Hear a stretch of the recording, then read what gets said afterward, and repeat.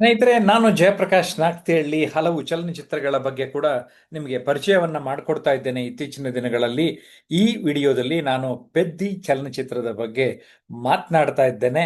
ಸ್ನೇಹಿತರೆ, ನಿಮ್ಗೆ ಈಗಾಗಲೇ ಗೊತ್ತಿರುವ ಹಾಗೆ ರಾಮ್ ಚರಣ್ ತುಂಬ ಚೆನ್ನಾಗಿ ನೃತ್ಯ ಮಾಡಿದ್ದಾರೆ, ಆಕ್ಟಿಂಗ್ ಮಾಡಿದ್ದಾರೆ.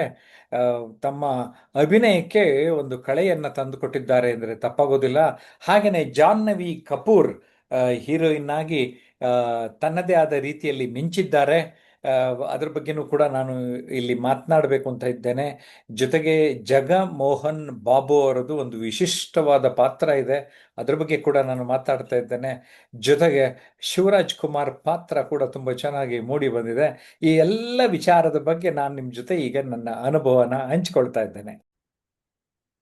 ಸ್ನೇಹಿತರೆ, ನನಗೆ ವಿಶೇಷವಾಗಿ ರಾಮ್ ಚರಣ್ ಅವರ ನೃತ್ಯ ತುಂಬ ತುಂಬ ನನ್ನ ಮೇಲೆ ಪ್ರಭಾವ ಬೀರ್ತು. ಎಷ್ಟು ಚೆನ್ನಾಗಿ ಅವರು ಅಭ್ಯಾಸ ಮಾಡಿದ್ದಾರೆ ಮತ್ತು ಪ್ರೆಸೆಂಟ್ ಮಾಡಿದ್ದಾರೆ, ನೀವು ನೋಡಲೇಬೇಕು. ನಾನು ಪತ್ರಿಕೆಯಲ್ಲಿ ಗಮನಿಸ್ತಾ ಇದ್ದೆ, 300 ಕೋಟಿಯನ್ನ ಕ್ರಾಸ್ ಆಗಿದೆ ಅನ್ನುವಂಥದ್ದನ್ನ ನಾನು ಇಲ್ಲಿ ಗಮನಿಸಿದೆ ಸ್ನೇಹಿತರೆ. ಆಮ್, ಜಾಹ್ನವಿ ಕಪೂರ್ ಅವರು ನಿಮಗೆ ಗೊತ್ತಿದೆ, ನಿಮ್ಗೆ ಅವರು ಹೀರೋಯಿನ್ ಆಗಿದ್ದಾರೆ.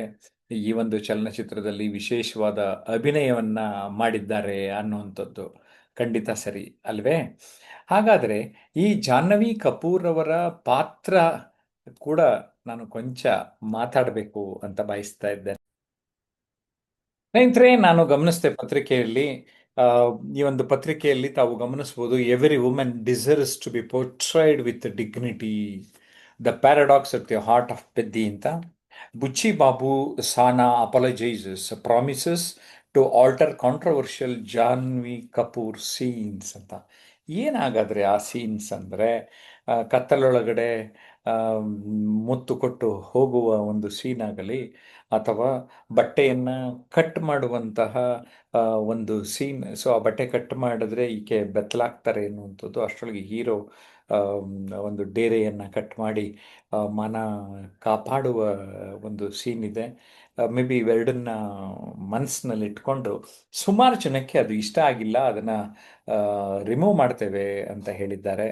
ಅದು ಕೂಡ ತುಂಬ ಆ, ಮೆಚ್ಚತಕ್ಕಂಥದ್ದು. ಅಂದರೆ ಫಿಲಮ್ ಈಗಾಗಲೇ ರಿಲೀಸ್ ಆಗಿದ್ರು ಇಲ್ಲ, ಹೆಚ್ಚಿನ ಜನರು ಆಕ್ಷೇಪ ವ್ಯಕ್ತಪಡಿಸಿದ್ದಾರೆ. ನಾವು ಅದನ್ನು ಕರೆಕ್ಟ್ ಮಾಡ್ತೀವಿ ಅಂತ ಹೇಳ್ತಾ ಇದ್ದಾರಲ್ಲ, ಇಟ್ಸ್ ಗುಡ್. ತುಂಬ ಮೆಚ್ಚಬೇಕಾದಂತಹ ವಿಚಾರ. ಇನ್ನು ಆಮ್, ಶಿವರಾಜ್ ಕುಮಾರ್ ಅಂತೂ ಕುಸ್ತಿಯ ಗುರುವಾಗಿ training methodology, filling water tank, ಮೂಟೆ ಹೊರೋದು, ನೀರೊಳಗೆ ಉಸಿರು ಕಟ್ಟಿಸೋವಂಥದ್ದು ಅಂತ, ಉಂಟಾವಾ ಪೋತಾವಾ ಅಂತ ಗುರು ಯಾವಾಗಲೂ ಕೇಳೋವಂಥ ಒಂದು ಡೈಲಾಗು ನಿಮಗೆಲ್ಲ ಗೊತ್ತಿದ್ದು. ತೆಲುಗು ಆ, ಒಂದು ಚಲನಚಿತ್ರ, ಬೇರೆ ಭಾಷೆನಲ್ಲೂ ಬಂದಿರುವಂಥದ್ದು. ಸೊ ಶಿವರಾಜ್ ಕುಮಾರ್ ಕೂಡ ತುಂಬ ಮಿಂಚಿದ್ದಾರೆ ಈ ಒಂದು ಚಲನಚಿತ್ರದಲ್ಲಿ, ಅಂದರೆ ತಪ್ಪಾಗೋದಿಲ್ಲ. ಸ್ನೇಹಿತರೆ, ನಿಮಗೆಲ್ಲ ಗೊತ್ತು, ಜಗಮೋಹನ್ ಬಾಬು ಅವರ ಒಂದು ಅಭಿನಯ ಯಾವಾಗಲೂ ಚೆನ್ನಾಗಿರುತ್ತೆ. ಈ ಚಿತ್ರದಲ್ಲಿ ಒಂದು ವಿಶೇಷವಾಗಿ ಮೂಡಿ ಬಂದಿದೆ. ಕಾರಣ ಏನಂದರೆ, ಆ ಊರಿಗೆ ಸ್ಟೇಷನ್ ಬೇಕು ಅಂತ ಯಾವಾಗಲೂ ಕೆಂಪು ಬಾವುಟನ ಬೀಸ್ತಾ ಬೀಸ್ತಾ ಇರ್ತಾರೆ. ಆದರೆ ಯಾವತ್ತೂ ಟ್ರೈನ್ ನಿಲ್ಲೋದೇ ಇಲ್ಲ. ಒಂದು ದಿನ ಅಂತೂ ಆ ರೈಲು ಹಳಿ ಮೇಲೇ ನಿಂತ್ಕೊಂಡು ಸಾಯಕ್ಕೆ ಹೋಗ್ತಾರೆ. ಆಗ ನಾಯಕ ಅವ್ರನ್ನ ಕಾಪಾಡ್ತಾರೆ. ಕಾಪಾಡಿ ಪೆದ್ದಿ ಆ, ಆ ಸಂದರ್ಭದಲ್ಲಿ ಆ, ಬಿದ್ದು ಏಟಾಗುತ್ತೆ. ಕಾಪಾಡೋ ಟೈಮಲ್ಲಿ ಸಾವನ್ನು ಅನುಭವಿಸ್ತಾರೆ. ಸಾವಿಗೆ ಡೆಡ್ ಬಾಡಿಯನ್ನು ತೆಗೆದುಕೊಂಡು ಹೋದಾಗ ರೈಲ್ವೆ ಜನ ಏನು ಮಾಡ್ತಾರೆ, ಅವ್ರಿಗೇನು, ಯಾರು ನೆಂಟರಿದ್ದೀರಿ, ಏನು ಐಡೆಂಟಿಟಿ ಇದೆ, ನಿಮ್ಮ ಐಡೆಂಟಿಟಿ ಕಾರ್ಡ್ ತೋರಿಸಿ ಅಂದಾಗ ಇಡೀ ಸಿನಿಮಾ ಐಡೆಂಟಿಟಿ ಬಗ್ಗೆ ಮಾತನಾಡುತ್ತೆ. ಓಕೆ.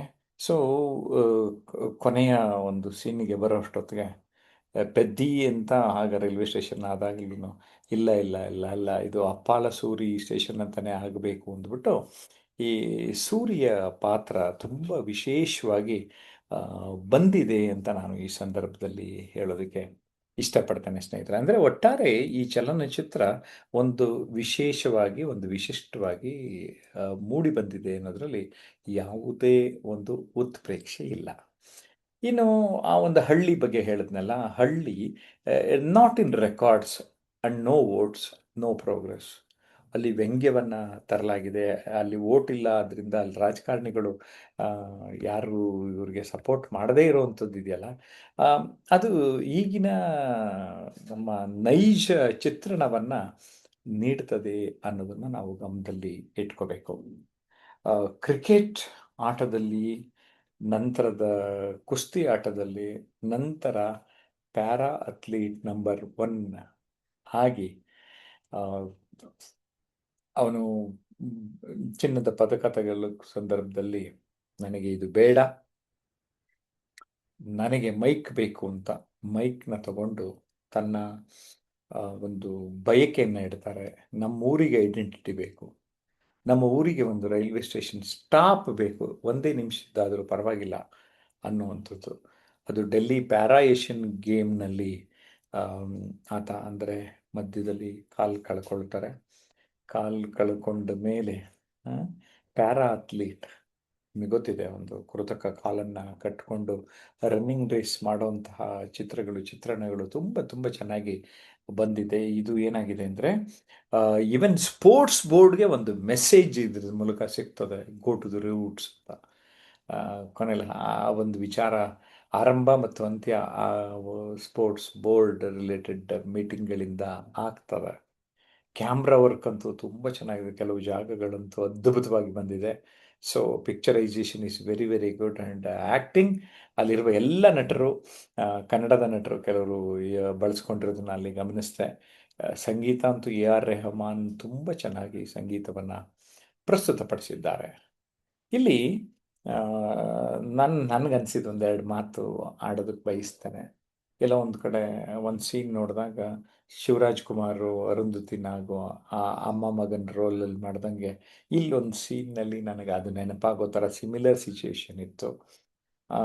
ಆರಂಭಿಕ ಕ್ಷಣದಲ್ಲಿ ಎಲ್ಲೋ ಒಂದು ಕಡೆ ಆ KGFನ ಸೆಲೆ ಇದ್ದಂಗೆ ಆಯಿತು. ಸೆಲೆ ಮತ್ತು ಸೆಳೆ ಇದ್ದ ಹಾಗೆ ಒಂದು ಸಣ್ಣ ಫೀಲಿಂಗ್ ಆಯಿತು. ಕೊನೆಯಲ್ಲಿ ಒಂದು ಪೆದ್ದಿ ಸ್ಟ್ಯಾಚು ಇರ್ತದೆ. ಆ ಸ್ಟ್ಯಾಚು ಮತ್ತೊಂದು ಆಂಗ್ಲ ಚಲನಚಿತ್ರ ಅಥವಾ ಹಿಂದಿ ಚಲನಚಿತ್ರದಲ್ಲಿ ಸಿಮಿಲರ್ ಸಿಚುಯೇಷನನ್ನು ನಾನು ನೋಡಿದ್ದು ನೆನಪಾಯಿತು. ಒಟ್ಟಾರೆ ಒಂದೆರಡು ಮೆಸೇಜು ಇಲ್ಲಿ ಒಟ್ಟಾರೆ ಬರುವಂಥದ್ದು, ಈಗಾಗಲೇ ನಾನು ಹೇಳಿದಾಗೆ ಇನ್ ಐಡೆಂಟಿಟಿ. ಎರಡನೇದು, who knows if there is A next life, ಅಂದರೆ ಮುಂದಿನ ಬದುಕು ಇದೆಯೋ ಇಲ್ವೋ ಅಂತ ಏನಕ್ಕೆ ಗೊತ್ತು. ಹಾಗಾಗಿ ಈ ಒಂದು ವಿಡಿಯೋನ ನಾನೇನಂತಾನೆ ಅಂದರೆ, ನಿರಂತರ ಪ್ರಯತ್ನಕ್ಕಾಗಿ ಅರ್ಪಿಸ್ತೇನೆ. ಇಲ್ಲಿ ಪೆದ್ದಿ ನಿರಂತರ ಪ್ರಯತ್ನವನ್ನು ಮಾಡ್ತಾರೆ. ಕ್ರಿಕೆಟ್ನಿಂದ ಕುಸ್ತಿಗೆ ಬರ್ತಾರೆ, ಕುಸ್ತಿಯಿಂದ ಪ್ಯಾರಾ ಒಲಿಂಪಿಕ್ಸ್ ರನ್ನಿಂಗ್ ರೇಸ್ಗೆ ಬರ್ತಾರೆ. 3 ಆಟದಲ್ಲಿ ತನ್ನದೇ ಆದ ಛಾಪನ್ನು ಮೂಡಿಸ್ತಾರೆ.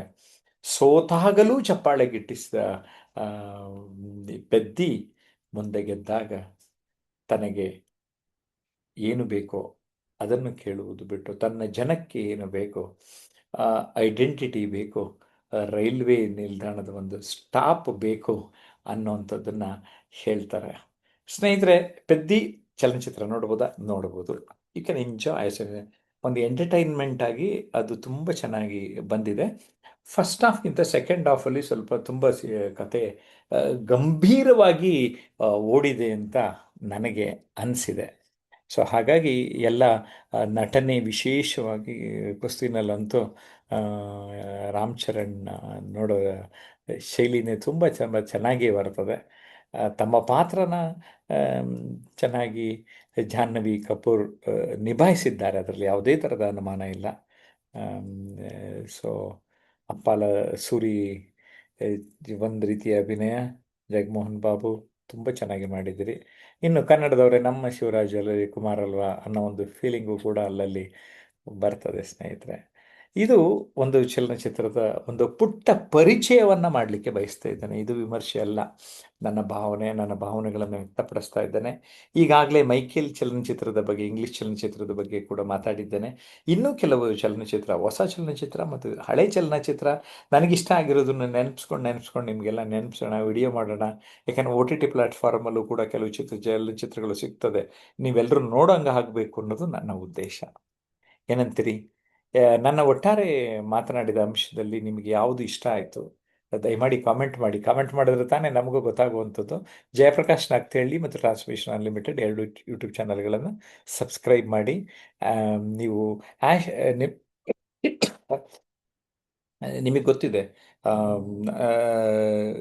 ಲೈಕ್ ಮಾಡಬೇಕು, ಫಾರ್ವರ್ಡ್ ಮಾಡಬೇಕು ಅಂತ. ನಮ್ಮ ಚಲನಚಿತ್ರಗಳನ್ನು ಬಗ್ಗೆ ಮಾತನಾಡಿದ್ದನ್ನು ಕೂಡ, ಅಥವಾ ನಾನು ವ್ಯಕ್ತಿತ್ವ ವಿಕಸನಕ್ಕೆ ಪೂರಕವಾದ ಹಲವು ವಿಡಿಯೋಗಳನ್ನು ನಿಮಗೆ ನೀಡಿದ್ದೇನೆ. ನೀವು ನಿಮ್ಮ ಬಂಧು ಬಾಂಧವರ ಜೊತೆ ಶೇರ್ ಮಾಡ್ಕೊಳ್ಳಿ. ಕಾಮೆಂಟ್ ಮಾಡೋದನ್ನು ಮಿಸ್ ಮಾಡಲೇಬೇಡಿ. ನಾನು ಪ್ರತಿ ಕಾಮೆಂಟ್ಗೆ ಉತ್ತರ ಕೊಡ್ತೇನೆ.